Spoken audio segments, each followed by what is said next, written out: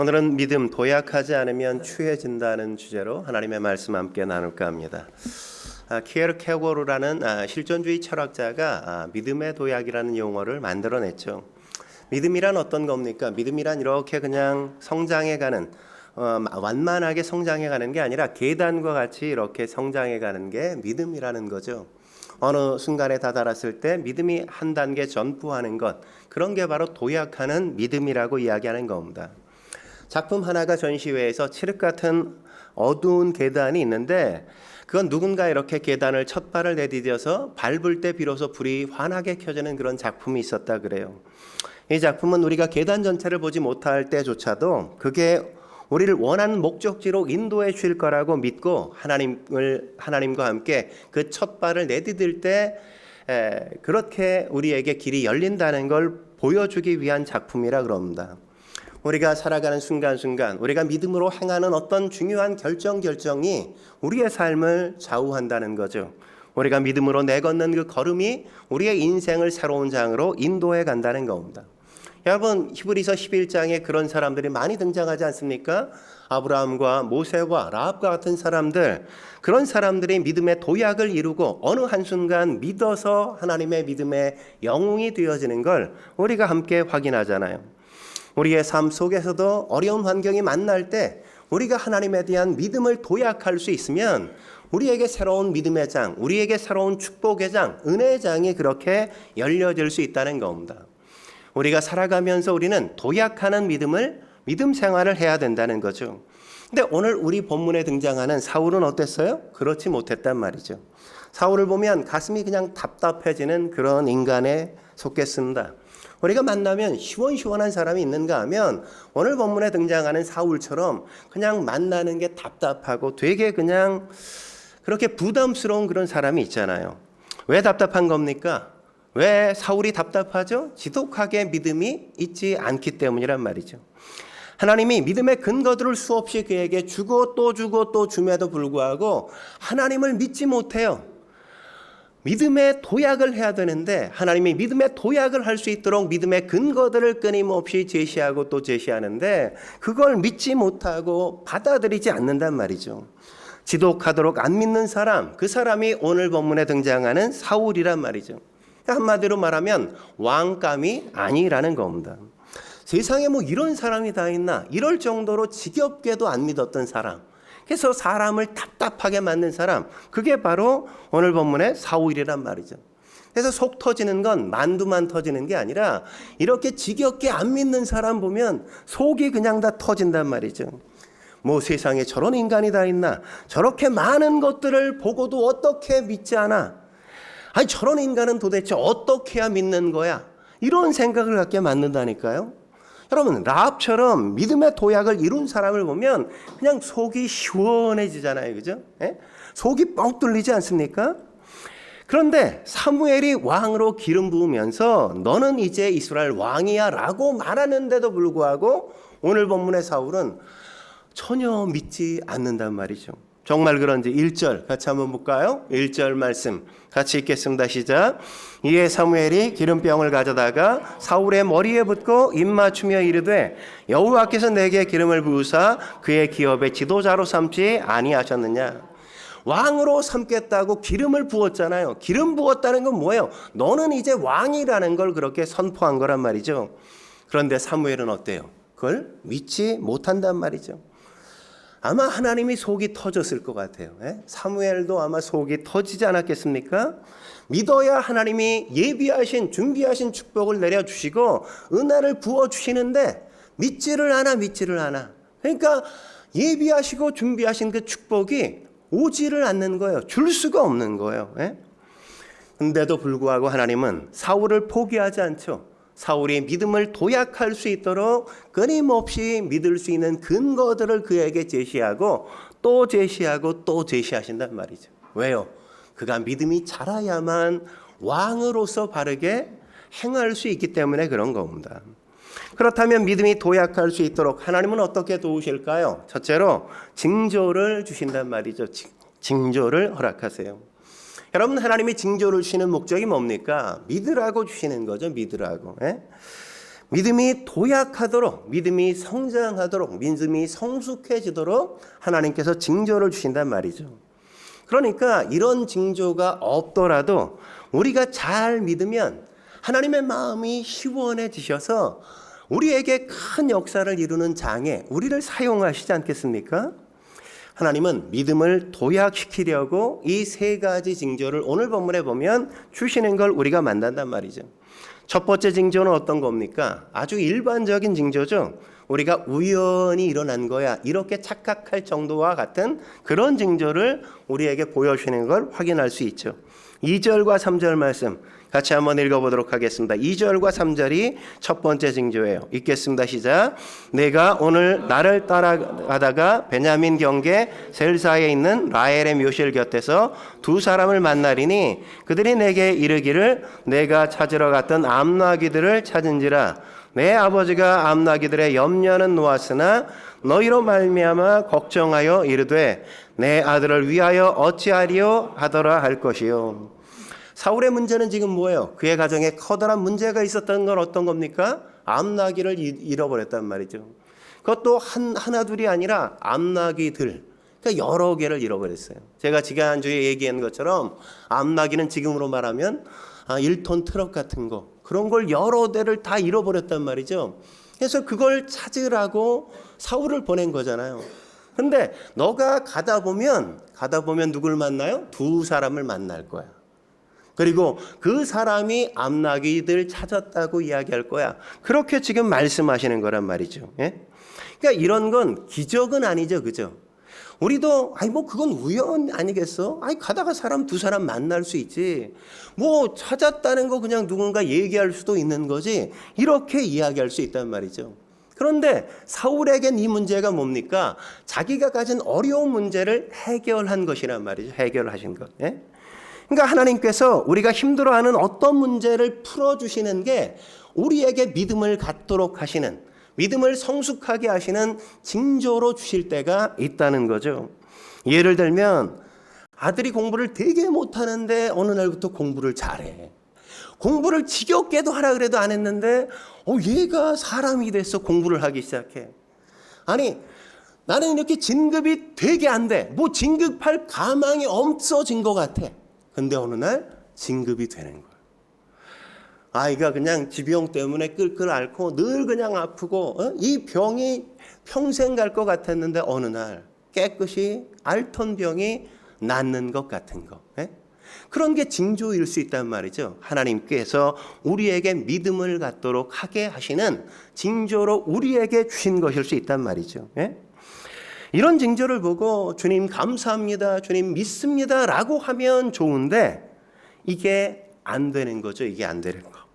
사울이 그만한 믿음이 없는 거란 말이죠. 우리도 예외는 아닌 거 아닙니까? 두 번째 징조는 어떤 겁니까? 굉장히 복잡한 거죠. 굉장히 복잡한 거. 우리 3절과 4절 말씀 같이 한번 읽어볼까요? 3절과 4절 읽겠습니다. 시작.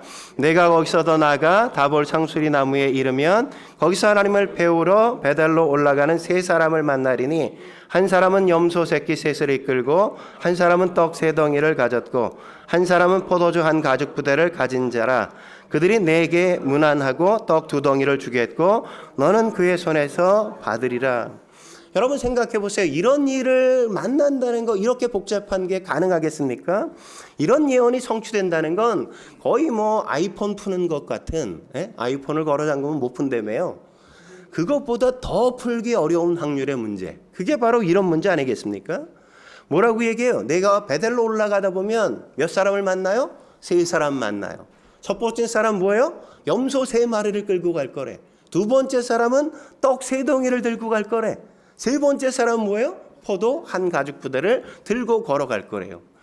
이걸 어떻게 알아요? 이거를 보지도 않았는데 네가 가다 보면 내가 세 사람 만나는데 세 사람이 이럴 거래. 이거는 맞출 확률이 거의 없는 거란 말이죠.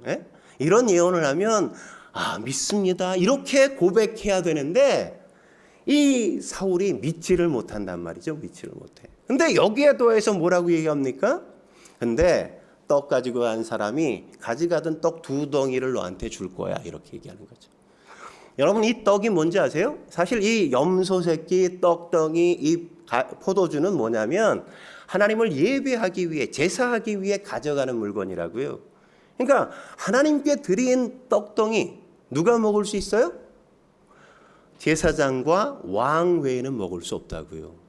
그러니까 이 떡을 줬다는 건 뭘 얘기하는 거예요? 너는 왕이라는 걸 얘기하는 거죠. 왕이라는 거. 지겹게도 믿지 않고 또 믿지 않고 답답하게 하니까 아무것도 모르는 사람이 그걸 넌 왕이야 이러고 떡덩이까지 줬는데 뭐예요? 그래도 믿지를 못한단 말이죠. 믿지를 못해. 아니 이 정도의 확률, 맞출 수 없는 확률의 일들이 앞으로 일어날 거라는 걸 예고하고 그런 일이 내 앞에 펼쳐졌으면 아이고 하나님이 나와 함께 하시겠다는 거거든요. 이렇게 믿어야죠. 이러는데 내가 어떻게 안 믿을 수 있겠어? 라고 말씀하시는데 오늘 사울은 어때요? 믿지 않는단 말이죠. 그런데 사울이 너무너무 믿음이 없는 겁니다. 이렇게 다 이루어지는데. 그래서 세 번째 징조를 말씀하시죠. 5절과 6절 세 번째 징조 어떤 건지 같이 읽어보겠습니다. 시작. 그 후에 내가 하나님의 산에 이르리니 그곳에는 블레셋 사람들의 영문이 있느니라. 내가 그리로 가서 그 성읍으로 들어갈 때 선지자의 무리가 산당에서부터 비파와 소고와 저와 수금을 앞세우고 예언하며 내려오는 것을 만날 것이요 내게는 여호와의 영이 크게 임하리니 너도 그들과 함께 예언을 하고 변하여 새 사람이 되리라. 그러니까 다볼 산은 어떤 산이라고요? 거기 누가 있어요? 이스라엘의 적군인 블레셋 군대가 주둔하고 있다고요. 근데 여기 영문이라는 건 블레셋 군대가 주둔하는 정문을 말하는 거거든요. 근데 거기에 누가 나와요? 거기에 하나님의 선지자의 무리가 가가지고 뭐 악기로 막 치며 연주하면서 거기서 막 예언을 할 거래. 여러분 적군 앞에 가가지고 그런 일 하면 그냥 다 죽는 거죠. 그죠? 그건 놔두겠어요 적군이? 근데 어떻게 해요? 거기서 그런 일이 일어날 거라고. 그러니까 그런 일이 일어나면 뭐 해야 돼요? 하나님이 정말 나를 왕으로 세우시는구나. 이거를 믿어야 되잖아요. 근데 믿음이 없으니까 그래도 안 믿는다고. 근데 그런 일만 있는 게 아니라 뭐라고 얘기해요? 선지자 무리가 막 연주하면서 예언을 막 할 건데 근데 있잖아. 너도 거기서 예언할 거야. 성령의 감동에서. 이렇게 말한다고요. 아니 그런 일이 있으면 어때야 돼요? 믿어야 되잖아요. 믿어야지. 이 정도까지 했으면. 하나님이 이렇게 징조를 허락하시고 또 허락하시고 또 허락하시는 이유가 뭐예요? 사울이 믿음이 없으니까 믿음이 도약할 수 있게 하기 위해서 끊임없이 하나님이 징조를 계속해서 허락하신단 말이죠. 그걸 믿어야 돼. 그래야 믿음이 도약할 수 있어. 믿습니다. 이렇게 하면 그게 마치 우리가 불을 켜는 핸드폰을 켜는 스위치 같은 거예요. 그러면 우리가 스위치를 딱 누르면 어떻게 됩니까? 이거 핸드폰을 딱 누르면 그러면 핸드폰이 켜지잖아요. 그죠? 그것처럼 하나님과 우리가 동기화가 이루어진단 말이죠.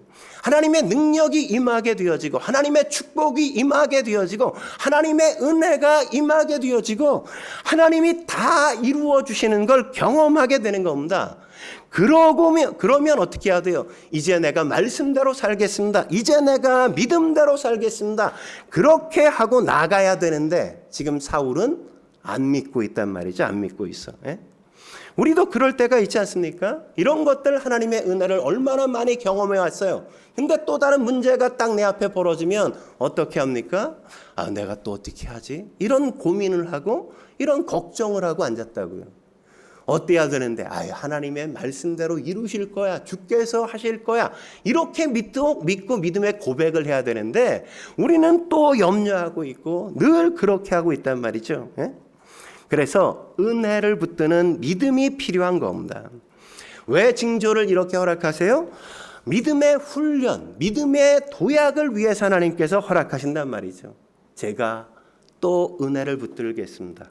제가 또 은혜를 붙잡고 살겠습니다. 그렇게 계속 은혜를 붙들었던 사람이 다윗이잖아요, 다윗. 근데 그렇게 도와주고 또 도와줬는데도 믿지 않았던 사람 누구예요? 사울이라고요, 사울. 그렇다면 여러분 생각해 보세요. 내가 안 믿으면 어떻게 될까? 내가 안 믿으면. 이렇게 하나님이 계속 말씀하시는데 내가 안 믿으면 어떤 일이 벌어져요? 그럼 하나님이 역사하지 못하는가? 아니죠. 어떻게 하세요? 딴 사람을 통해서 역사하신단 말이죠. 내가 순종하지 않으면 순종하는 딴 사람을 통해서 하나님은 일하신다고요. 일하셔. 이스라엘 왕이 순종하지 않자 이방인들을 하나님께서 사용하시지 않습니까? 아수르 왕을 사용하시고 바사 왕을 사용하시고 바벨론 왕을 사용하셔서 하나님이 일하시고 역사하신단 말이죠. 교회와 하나님의 백성을 사용해야 되는데 교회 밖에 있는 사람들을 사용하는 역사가 일어난다는 거죠. 그게 뭐예요? 암흑기라고 이야기하는 겁니다. 하나님의 백성이 오죽 안 믿으면, 하나님을 신뢰하지 못하면 그런 일이 벌어지겠습니까? 그래서 믿음이 없으면 하나님이 자꾸 다른 사람을 통해서 일하시고 다른 사람을 사용하신단 말이죠. 엉뚱한 사람 통해서 일하신다고요. 우리 교회에서 쓰임받는 사람들이 자꾸 그래서 나와야 되는 겁니다. 예배 드리고 기도하고 말씀 붙드는 사람이 하나님께 사용되는 역사가 일어나야 되는 거예요. 근데 자꾸 불순종하잖아요. 아유 귀찮은데 뭐 다음에 하지. 이렇게 자꾸 얘기하면 하나님이 촛대를 옮기신다고요. 촛대를 옮기셔. 사울이 안 믿으니까 촛대가 다윗에게 가잖아요. 사울이 왕으로서의 역할을 제대로 못하니까 하나님이 새로운 왕 다윗을 세우셔서 그를 통해서 역사하시는 걸 우리가 보지 않습니까? 사울의 얘기가 내 얘기가 되지 않게 해야 돼요. 사울의 얘기가 내 얘기가 되면 그거보다 큰 저주가 없는 거죠. 다윗의 얘기가 내 얘기가 되게 만들어야 됩니다. 그게 축복이란 말이죠. 하나님이 내게 말씀하실 때 순종해야만 나를 통해서 하나님이 역사하시는 겁니다. 한 걸음 더 나아가 믿음이 도약할 수 있도록 하나님은 어떻게 도우실까요? 두 번째, 명령을 주신단 말이에요. 명령을 주세요. 오늘 8절 말씀, 명령하시는 걸 우리가 확인할 수 있죠. 같이 읽어보겠습니다. 시작. 너는 나보다 앞서 길갈로 내려가라. 내가 내게로 내려가서 번제와 화목제를 드리리니 내가 내게 가서 내게 행한 것을 가르칠 때까지 7일 동안 기다리라. 사울에게 두 가지 명령, 두 가지 요청을 하고 있지 않습니까? 첫 번째 명령 뭐예요? 길갈로 내려가라. 길갈로 왜 내려가라 그러는 겁니까? 거기서 너를 왕으로 세울 거야 이런 거죠. 거기서 늘 이 큰 이스라엘의 집회가 거기서 열렸거든요. 길갈로 내려가. 거기서 너 왕으로 세울 거야. 너 내려가야 돼. 이렇게 명령하고 부탁하는 거죠. 그리고 뭐 하세요? 7일 동안 거기서 기다려. 이렇게 얘기하시죠. 왜 기다리게 하시는 겁니까? 기다리면서 믿음이 자라도록 성숙하도록 주께서 만드시는 거란 말이죠.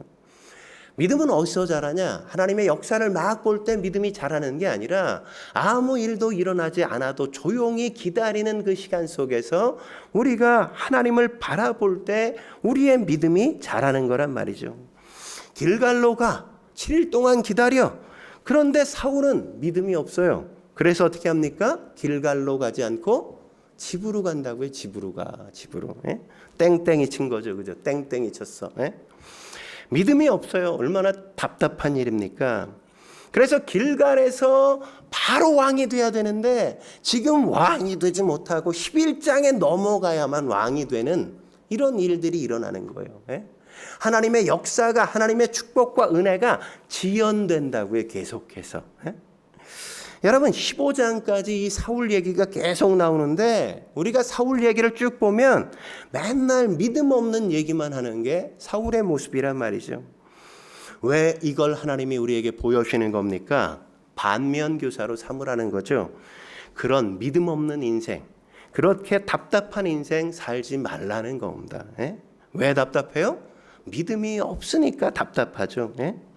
믿음의 도약을 이루는 다윗을 보면 얼마나 시원시원합니까? 통쾌하잖아요. 우리도 그래야 된단 말이죠. 믿음으로 반응하면 시원해요. 예, 통쾌하단 말이죠. 하지만 우리가 믿음이 없으면 답답해요. 예? 뭐 얹힌 것처럼 체한 것처럼 그냥 답답하다고요. 예? 길갈로가 7일 동안 기다려 이것만 믿으면 하나님의 축복이 바로 임하는데, 하나님의 약속이 바로 임하는데, 하나님의 은혜가 바로 시작되는데 이 믿지를 못해요. 예?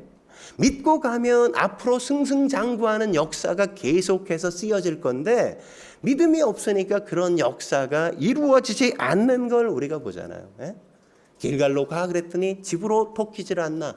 7일 동안 기다려 이랬더니 기다리면 믿음이 자랄 텐데 기다리지 못해서 믿음도 안 자라는 이런 엉뚱한 일이 일어나게 되는 거죠. 여러분, 저는 하나님의 한 방을 믿습니다. 한 방에. 하나님은 늘 역사하실 때 대부분 어떻게 하세요? 한 방에 그냥 끝내시잖아요. 한 방에. 예? 이스라엘 백성들이 바벨론 포로로 잡혀갔을 때 얼마나 절망했습니까? 희망이라고는 보이지 않았잖아요. 근데 하나님의 한 방이 어떻게 이루어져요? 바사왕 고레스를 세우셔서 야 니네 돌아가, 이렇게 해서 고국으로 돌아오는 한 방의 역사 이루어지는 걸 우리가 보지 않습니까? 여러분, 에스더의 역사가 뭡니까? 에스더의 기록이. 예? 하만이라는 사람이 이스라엘 백성들을 다 죽여버리겠다고 난리를 치는 거잖아요. 어떻게 해요? 하나님께서 한 방을 그냥 하나님이 하만의 민족을 싹 죽여버리고 이스라엘 백성을 살게 하신단 말이죠. 한 방에. 예? 그게 불임절의 유래잖아요. 불임절의 유래. 예? 오순절도 한 방 아닙니까? 하나님께서 승천하시고 너희가 기다려 그랬더니 기다렸어요. 기도해 그랬더니 기다렸어요. 얼마 동안? 10일 동안 그랬다고요. 7, 10 이런 거는 완전수예요. 완전수. 그러니까 너희가 충분히 기다렸다, 오래 기다렸다, 이런 의미가 거기 있는 거거든요. 그러니까 하나님이 기다리라고 하신 걸 충분히 다 기다리니까 오순절날 어떤 역사가 있어요? 그냥 12제자가 그냥 막 방언으로 설교를 하는데 3,000명이 한 방에 그냥 믿잖아요. 예?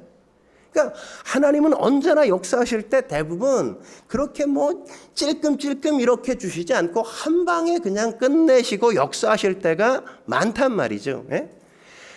우리에게도 그렇지 않겠어요? 우리가 하나님이 기다려 그러면 기다리고 기도해 그러면 기도하면 우리의 인생 속에도 하나님이 한 방에 그냥 모든 것들을 왜 해결하시지 않겠습니까? 우리가 하나님 앞에 순종할 수 있으면, 하나님의 말씀을 믿고 따를 수 있다면 우리의 인생이 회복되는 것, 그게 그렇게 오래 걸릴 문제가 아닐 수 있단 말이죠. 여러분, 진짜 믿음 좋은 게 뭡니까? 예? 진짜 믿음 좋은 거는 우리가 별것 없어도 잘 믿는 거, 잘 믿어지는 게 진짜 믿음에 좋은 거예요. 어떤 사람은 어때요? 내가 암만 나오면 내가 믿을 거야. 말기암이야. 근데 암만 나오면 믿겠대. 근데 그런 사람 암 나으면 정말 믿든가요? 뭐 진짜 100에 하나 혹 있을 수 있지만 대부분의 사람은 그냥 나아서 그냥 놀러 다니고 막 그냥 지가 잘해서 나은 것처럼 그렇게 생각하고 그냥 살 때가 얼마나 많습니까? 그렇게 대부분 산단 말이죠. 근데 어떤 분은 하나님이 자기를 만져주셨대. 하나님이 자기를 만져. 아니 뭘 만져주셨는데? 그랬더니 하나님의 말씀이 들리기 시작한대. 지금까지는 하나님의 말씀이 잘 안 들렸는데 가끔 그냥 조금 들렸는데 하나님이 말씀하시는 게 그냥 내게 쏙쏙 들어온대. 하나님이 살아계신데 하나님께서 내게 말씀을 들리게 만들어 주셨대. 그것 때문에 믿음이 생기고 그것 때문에 믿음이 막 도약하기 시작한단 말이죠. 그러니까 무슨 뭐 큰 역사가 있어야, 기적이나 이적과 같은 역사가 있어야 믿음이 생기는 게 아니란 말이죠. 표적만 구한다고, 기적만 일으켜달라고 그런다고. 왜? 그것으로 내가 먹었으니까, 뭔가를 얻었으니까, 또 그거로 나한테 배불려 달라, 이렇게 요구하지 믿지를 않아요. 믿지를 않아. 그러니까 작은 걸 가지고 믿을 수 있는 건 이것보다 더 중요한 게 없습니다. 믿고 순종할 때 하나님이 우리를 동기화시켜 주세요. 하나님의 모든 풍성한 걸 우리에게 내려주시기 시작하신단 말이죠. 그런 은혜의 역사가 우리에게 일어나야 되지 않겠습니까? 여러분 엘리야도 보십시오. 엘리야가 갈멜산에 올라가서 불의 기적을 일으켰잖아요. 그죠? 제단을 쌓고 야 850명 니네 한번 불 내려봐. 안 됐잖아요. 그죠? 엘리야가 기도했더니 불이 그냥 내려가지고 그래서 850명 싹 죽여버리지 않습니까? 그리고 또 뭐 했어요? 물의 기적을 일으켰잖아요. 뭐예요? 그동안 3년 반 동안 비가 한 번도 안 왔거든. 그러니까 백성들이 얼마나 기아 때문에 힘들었겠어요. 그죠? 기도했더니 기도하고 게하시한테 야 비가 오나 봐봐. 한번 기도하고 가서 봐봐. 어때요? 그랬더니 아무 낌새도 없는데요. 또 기도하고 봐봐. 그랬더니 아무 변화도 없어요. 근데 7번 기도하고 그럼에도 불구하고 7번 기도하고 가서 봐봐. 그랬더니 게하시가 뭐라 그래요? 손만한 작은 구름 하나 보입니다. 손만한 작은 구름 하나 보입니다. 근데 엘리야는 뭘 믿어요? 손만한 작은 구름을 하나님의 응답이라고 믿는다고요. 그래서 뭐라고 얘기합니까? 게하시한테 야 너 아합에게 가서 장마가 비가 막 쏟아질 거니까 얼른 마차 타고 내려가라 그래. 비 쏟아지기 시작하면 빠져가지고 못 내려가니까 얼른 먼저 내려가라 그래. 비가 내리지도 않는데 그 얘기를 하잖아요. 그 얘기를. 손만한 걸 믿었다고요. 우리에게 그런 믿음을 달라고 구해야 되지 않겠습니까? 저는 그런 믿음이 있는 사람, 그런 사람을 통해서 하나님이 역사하신다고 저는 생각합니다. 뭐 조금만 들리면, 말씀이 들리면 그냥 응답하는 사람. 그냥 하나님이 내게 주신 말씀이라고 순종하는 사람, 그런 사람을 통해서 하나님이 역사하신단 말이죠. 우리 교회 성도들이 참 그런 성도들이 많아서 사람들이 야, 이 교회 성도들은 참 믿음 좋다 이런 얘기 들었으면 좋겠습니다. 그러면 뭐 얼마나 모이냐가 뭐 중요하겠어요. 순종하는 성도가 있는데 믿고 순종하는 성도가 있으면 뭐 일당 100, 일당 1000 뭐 이렇게 나가는 거죠. 그런 성도가 우리가 되기를 주의 이름으로 축원합니다. 요한복음 6장에 랍비가 내가 어떻게 해야 하나님의 일을 하겠습니까? 라고 물으니까 예수님이 뭐라고 말씀하세요? 요한복음 6장 29절에 이렇게 말씀하시죠. 같이 한번 읽어보겠습니다. 시작. 예수께서 대답하여 이르시되 하나님께서 보내신 일을 믿는 것이 하나님의 일이니라 하시니. 예수를 믿는 게 뭐예요? 하나님의 일이라고요. 삽질하는 게 일이 아니라 믿는 게 일이라고요. 하나님의 말씀하시면 믿는 것, 하나님이 말씀하시면 그냥 믿고 순종하는 것, 그게 바로 하나님의 일인 거예요. 믿는 게. 믿음의 본질은 뭐예요? 하나님의 일의 본질은 믿는 거라고요. 믿는 거. 그러니까 내게 믿음을 주옵소서. 그게 우리의 기도가 돼야 돼요. 오늘 사울은 믿지 못했어요. 근데 다윗을 보세요. 다윗은 그냥 다 믿잖아. 하나님의 말씀. 하나도. 그냥 대군이 와도 몇 명 가가지고 뭐 해? 이러면 그냥 하잖아. 왜? 하나님 믿으니까. 대군 앞에 잽도 안 되는데 그냥 나가 싸우잖아요. 골리앗 앞에 그냥 나가잖아. 왜? 믿으니까. 그러니까 믿어야 믿는 게 역사를 만드는 거예요. 마지막으로 믿음이 도약할 수 있도록 하나님은 어떻게 도우십니까? 새 마음을 주신단 말이죠. 새 마음을 주세요. 오늘 9절과 10절에 그렇게 말씀하는 걸 볼 수 있죠. 9절과 10절 말씀 읽겠습니다. 시작. 그러니까 사무엘에게서 떠나려고 몸을 돌이킬 때 하나님이 새 마음을 주셨고 그날 그 징조도 다 응하니라. 그들이 산에 이를 때 선지자의 무리가 그를 영접하고 하나님의 영이 사울에게 크게 임함으로 그가 그들 중에서 예언을 하니. 사울이 이렇게 지겹게 안 믿고 답답하게 하니까 뭐예요? 하나님이 야, 새 마음 줄게 이렇게 새 마음을 주신단 말이죠. 새 마음이라는 건 뭡니까? 뭐 그냥 단순하게 얘기하면 일종의 자신감 같은 거, 담대함 같은 거 이런 거 주신단 말이죠. 그럼 이 새 마음을 뭐로 연결시켜야 돼요? 믿음과 연결시켜야죠. 그죠? 새 마음을 주시면 믿음과 연결시켜야죠. 근데 사울은 그걸 믿음과 또 연결시키지 못해. 여러분, 새 마음의 반대는 뭘까요? 새 마음의 반대는 헛마음이죠. 그죠? 헛마음. 헛마음은 뭐예요? 헛마음은 성경에 뭐라 그래요? 두려움과 염려라고 이야기한다고. 두려움과 염려. 예? 예. 그래서 디모데후서 1장 7절에 이렇게 말씀하는 걸 우리가 볼 수 있죠. 뭐라 그래요? 하나님이 우리에게 주신 것은 뭐예요? 두려워하는 마음이 아니다. 예. 누가 줬어? 두려워하는 마음은 사단이 줬다고요. 마귀가 준 거라고요. 예? 그래서 두려워하는 마음을 갖게 되어지면 세 가지를 하지 못하게 되어져요. 7절 계속 볼까요? 한번 7절. 오직 뭐예요? 능력과 사랑과 절제하는 마음이니. 왜 이런 일을 하지 못하게 되어집니까? 능력과 사랑과 절제는 하나님이 주실 때 우리가 갖게 되는, 우리의 삶 속에 나타나는 거기 때문에 그런 거죠. 그러니까 두려워하면 능력이 사라져요. 두려워하면 사랑이 사라진다고요. 두려워하면 절제, 다시 말하면 제정신이 아니라고요. 제정신이. 두려워하면 그냥 미쳐버리는 거죠. 미쳐버려. 제대로 뭘 판단하지 못하고 결정하지 못하게 된다는 겁니다. 또 하나 헛마음, 또 하나는 뭐라고요? 염려란 말이죠. 염려. 예수님이 마태복음 6장에서 뭐라 그랬습니까? 산상수훈에 너희가 무엇을 먹을까, 무엇을 마실까, 무엇을 입을까, 뭐예요? 염려하지 좀 마. 이 모든 건 이방인들이 하는 짓이지, 다시 말하면 믿지 않는 사람이나 염려하는 거지, 믿는 너희가 왜 염려해? 왜 염려하지 않을 수 있어요? 니네는 하늘 아버지가 계시잖아. 하늘 아버지가 너희 있어야 할 것 다 아신단 말이지. 아버지가 아시는데 왜 안 주겠어? 뭘 걱정해? 뭘 염려해? 이렇게 말씀하는 것 아니겠습니까? 여러분, 염려의 특징이 뭡니까? 자기중심적이라고요. 자기중심적인 것. 나를 자꾸만 묵상하고 나만 그렇게 생각해. 일은 안 하고 맨날 그냥 걱정하고 염려만 하고. 염려할 시간에 일하면 되는데 염려에 사로잡혀서. 그러니까 그냥 인생이 망가질 수밖에 없는 겁니다. 새 마음을 주시면 성령 충만해지고 담대해지면 막 나가서 무언가를 시도한단 말이죠.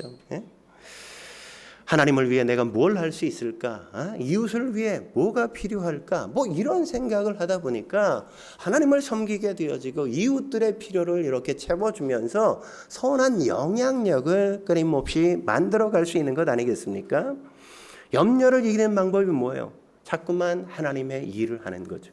자꾸만 이웃들을 돕기 위해서 내가 뭔가를 시도하는 거예요. 헛마음이 뭐라고요? 두려워하는 거. 헛마음이 뭐예요? 염려하는 거예요.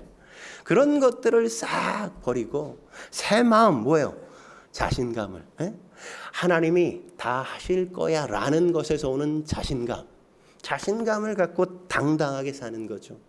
내가 주를 위해 뭘 할 수 있을까? 이웃을 위해 뭘 할 수 있을까? 생각하고 살아가는 것. 그게 바로 믿음의 마음이란 말이죠. 근데 오늘 사울은 하나님이 주신 이런 마음, 새 마음을 유지하지 못한단 말이죠. 금방 넘어지고 그래서 금방 또 깨지고 이래요. 그래서 잠언 4장 23절에 이렇게 말씀하신 거 아니에요. 모든 지킬 만한 것 중에 더욱 내 마음을 지키라. 우리가 지켜야 될 게 뭐라고요? 돈 지킬 게 아니라고요. 다이아몬드 이런 거 지키는 게 아니라 뭘 지켜야 돼요? 마음을 지켜야 된다. 마음을. 왜 마음을 지켜야 돼요? 23절 하반절 뭐예요? 생명의 근원이 여기에서 나기 때문이란 말이죠. 여기에서. 그러니까 여기서 생명이 나기 때문에 사단이, 마귀가 어디를 계속 공격할까요? 우리의 마음을 계속 공격한다고요. 믿지 못하게, 회의하고 의심하게 만들고 걱정하고 염려하고 두려워하게 계속 만든단 말이죠. 그래서 우리가 아무것도 못하고 그냥 아무것도 안 했는데 늘 힘들대. 뭐 한 것도 없는데 어렵대. 왜 그래? 안에서 자꾸 마음이 힘들어서 그래. 마음이. 아무것도 안 해도 그냥 널브러져 힘들어서.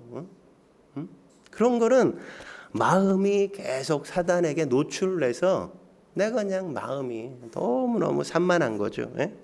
그러면 그러는 거예요.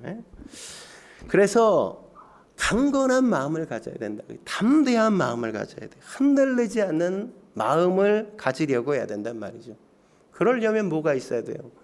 믿음이 있어야죠. 이제 믿습니다. 이렇게 우리가 시작해야 되는 거예요.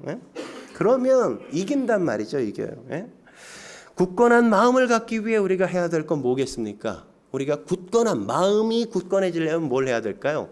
입으로 자꾸만 시인해야 돼. 입으로 자꾸만. 하나님이 하실 거야. 하나님이 하셨어. 이렇게 자꾸만 시인해야 된단 말이죠. 믿습니다. 이렇게 해야 돼요. 근데 오늘 사울을 보세요. 왜 계속 의심하고 계속 이렇게 답답한 행동을 합니까?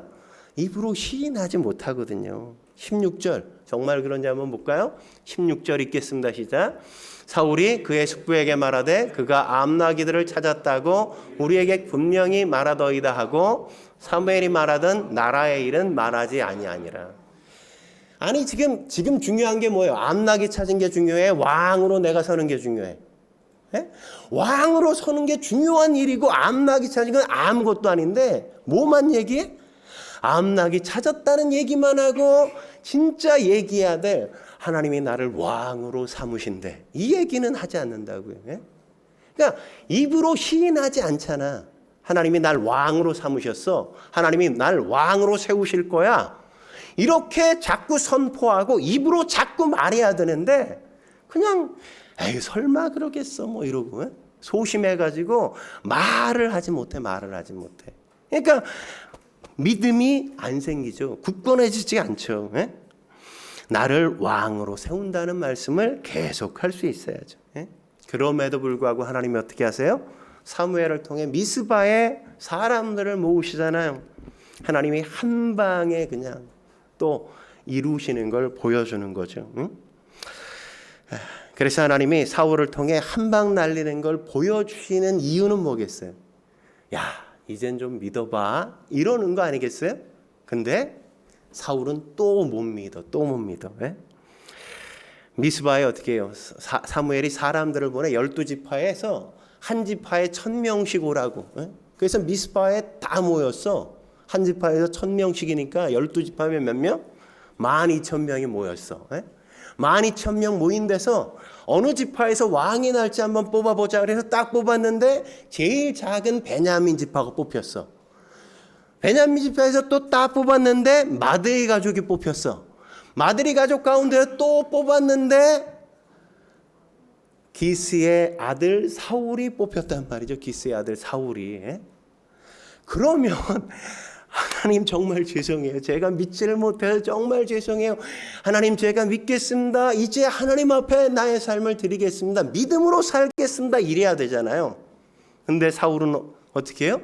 야, 사울이 왕이래. 어디 써 있어? 이러는데 사울이 어디 있어요? 진보다리 속에 숨었다고요. 사울은 어떤 느낌입니까? 진선이보다 더 컸어요. 사람들 어깨 위만큼이 더 있어요. 근데 마치 꽝처럼 고개만 집보다리 속에 쏙 들어가 있고 엉덩이 그냥 다 노출되어 있는. 얼마나 쪽팔린 일이에요. 그죠? 왕이라는데 아니 이걸 한두 번 확인해 주셨어? 계속 확인해 줬는데도 불구하고 그걸 받지 못하잖아요. 그러니까 그런 사람을 왕 만세 이렇게 세워야 되는 이스라엘 백성들이 얼마나 불쌍해요. 그죠? 불행해요. 사울이 왕이었을 때 이스라엘이 그래서 불행했잖아요. 불행했어. 하나님은 이런 엄청난 은혜, 엄청난 축복을 다 준비해 놓으시고 다 부어주시려고 하는데 믿음이 없으니까, 믿음이 딱 막히니까 이게 올 수가 없는 거야. 제가 미국에서 이렇게 워싱턴에 막 가는데 아니 한 10분 거리인데 그냥 차 하나가 딱 막고 있으니까 이게 다 막힌 거야. 그러니까 트래픽이 딱 걸리면 그냥 꽉 막혀서 아무것도 못 하잖아요. 그것처럼 하나님이 은혜를 부어 주시려고 해도 거기에 믿음이 딱 막혀 있으면 안 믿으면 그냥 꽝이라고요. 하나님이 은혜를 줄 수가 없어. 하나님의 축복을 줄 수가 없단 말이죠.